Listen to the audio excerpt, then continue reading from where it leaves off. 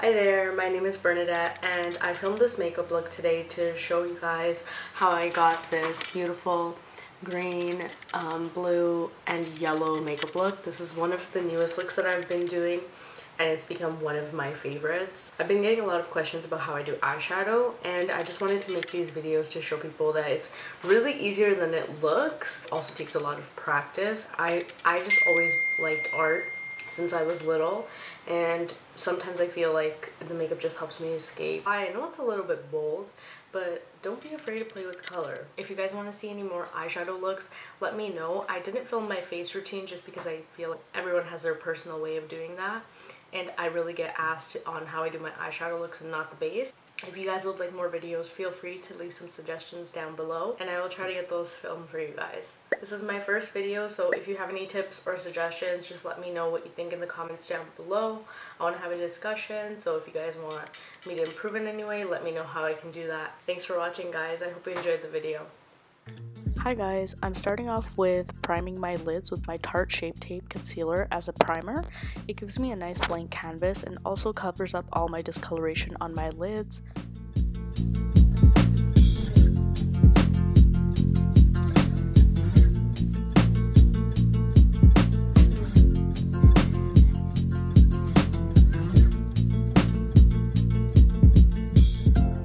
Using a flat definer brush that I got from Michael's, the craft store, to carve out my brow shape, and I apply a thin layer of concealer underneath my brow. I like to drag the product down right onto the lid, but I'm not blending it in with this brush, I'm just using it for precise application.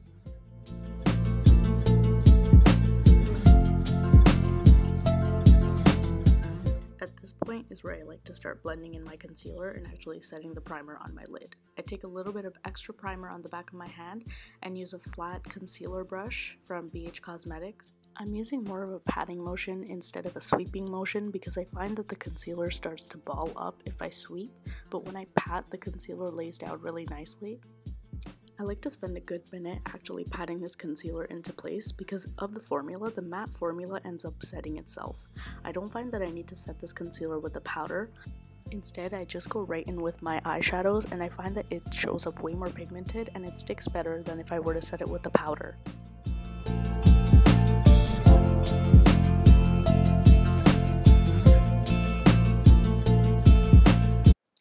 Next, I'm going to be taking my 35B palette from Morphe. I'm going to take that navy blue shade and just pack it on in the shape of a V and dragging that product also inside of my crease. So actually where my lid meets my crease area. I'm taking this with a small BH Cosmetics pencil brush. I just find that this brush applies the shadow really precisely, and I want to keep the shadow off of the lid because I don't want the blue to get everywhere, get messy. That just means I have to clean it up more. So I like to take smaller brushes and be a little bit more precise so that I have to do less work and less cleanup. One thing also to remember is don't bring your dark colors way too high. You'll end up losing the dimension in the eyeshadows and it's harder to blend. Instead, build up the darker shade slowly and blend it with the lighter shade of that same tone. I find that this gives a more seamless blend. Next up, I'm taking the light blue shade from the Morphe 35B palette again with the Morphe 441 blending brush and softly diffusing the edge of the darker blue shade. I'm not blending the two colors together, but I'm just putting one basically on top of the other. So I do this to maintain the dimension. I don't want to lose that dark blue hue, and I also don't want to blend the lighter blue into the darker blue. I want to keep those two colors separate so it looks like more of a gradient effect rather than a blended effect. Throughout learning what blending technique works the best for me, I found that blending out a color with an even lighter tone of the same shade and a separate brush creates more of a gradient effect rather than just blending all the colors together. Then it ends up looking all the same, and I do want to keep that dimension. Next, I'm going to be taking a white shade from the same Morphe 35B palette with the Morphe MB13 Fluffy Blending Brush and sweeping that from where my brow meets the light blue shadow to create more of a transition. This is just to avoid the blue from traveling all the way up to my eyebrow so it doesn't look too intense. Rather, it just helps the shadow go not too high and also buffs out the unblended edges of the lighter blue. I'm going to keep going back in with the shades, the same shades over and over, just to make sure everything is nice and blended and as pigmented as I want it to be. I'm just going to keep repeating the same exact steps on the other eye.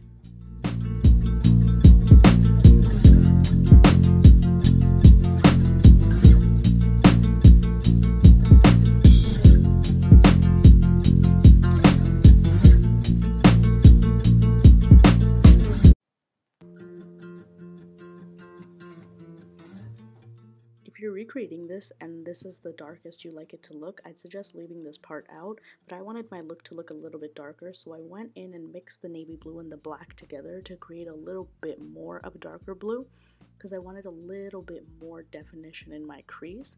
So I went in with those two shades and basically went over to where the dark blue was and just re-intensified it. If this is too intense for you guys, you can skip this step totally, but I just like my shadows to pop a little bit more, so I wanted to go and re-intensify this shade.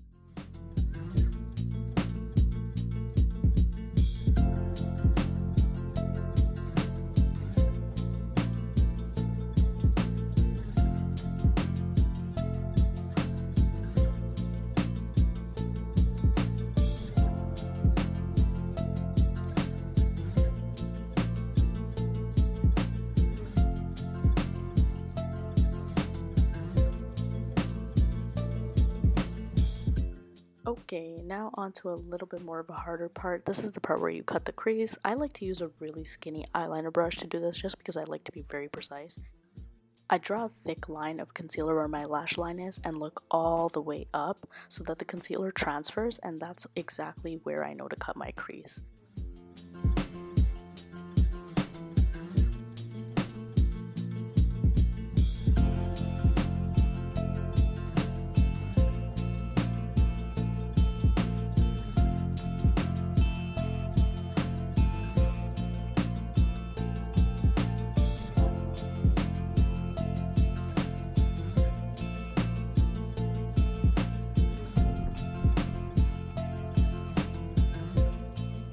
This is the point where you see me change my mind. I wanted to do a halo cut crease, which is keeping all the brighter shadows right in the middle, but then I decided to just take the shadows all the way across the lid, so I'm going to be dragging all the colors in.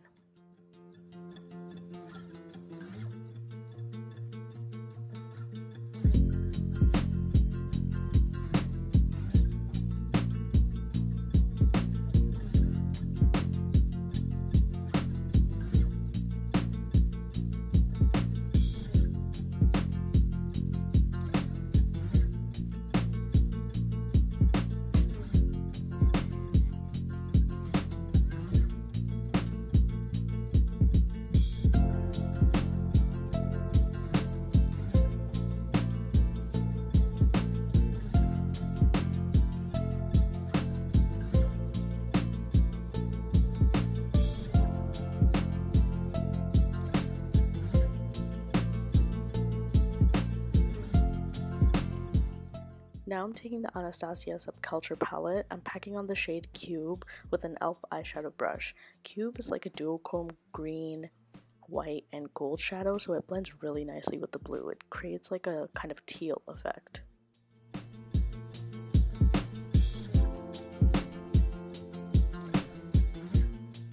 Next, I'm just taking a blue shade from the Juvia's Place Masquerade palette just to create more of a gradient. Guys, also I want to say I'm using a bunch of stuff, but you can use whatever you like. Even if you don't have like the same shades, use whatever you have. You can use the same technique and different shades. This look will still turn out beautiful.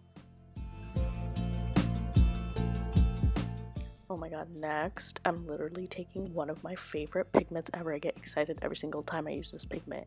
It's the Makeup Forever Starlit Powder in the shade 102. It's like a white gold, and I'm blending this right into the shade Cube.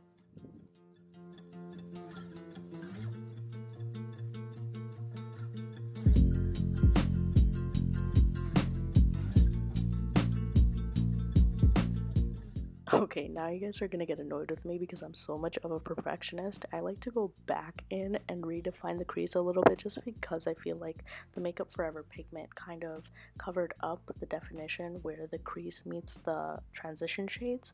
So I just like to go and redefine that to make sure everything is nice and blended.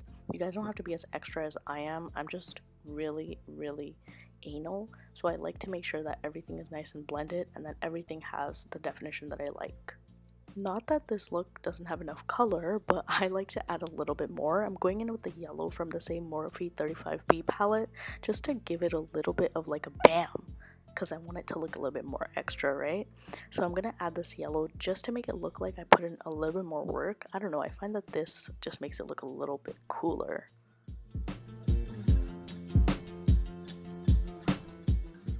At this point, I've tried to stop perfecting my eyeshadow and I'm going to move on to my liner finally.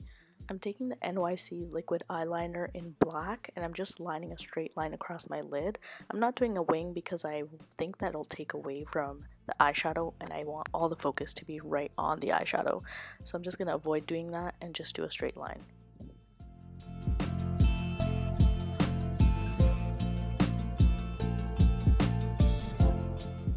Now moving on to the face, so I went ahead and did my brows off camera and I'm going to be using the Dior Backstage Foundation in conjunction with my Tatcha Silk Canvas Primer, and I've already moisturized my skin before this so I'm nice and prepped.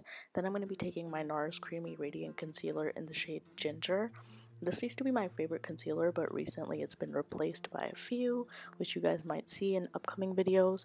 But I do a little bit less foundation and more concealer since I like to build the coverage up, but I went a little bit ham this day. I wouldn't suggest putting this much because then I look a little bit too cakey, but it's fine. You live and you learn.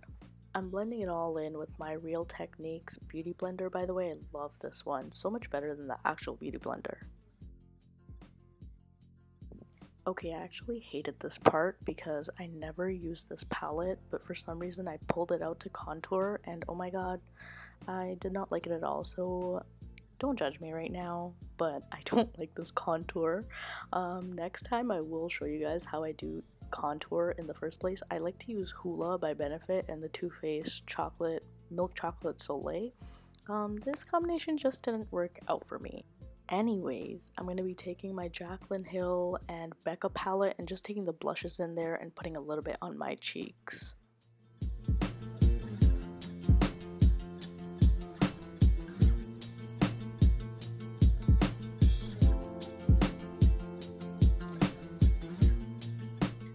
Guys, I swear, up until you apply lashes, you look crazy. So I'm telling you, if you don't wear lashes, start wearing lashes and you're gonna be like, oh my god, who is this bad bitch? Like, you feel like a bad bitch. Literally, lashes take you from 0 to 100 so quick. I'm just taking some random AliExpress lashes, and as you can see, I'm really struggling. I'm using my velour lash tool with these, which is a must if you want to learn how to apply lashes easily. I love this tool. I'll be talking about it in my next few videos, but yeah, as you can see, I'm struggling a little bit. I think I let my lash glue dry a little bit too much, but we got it on. It's okay.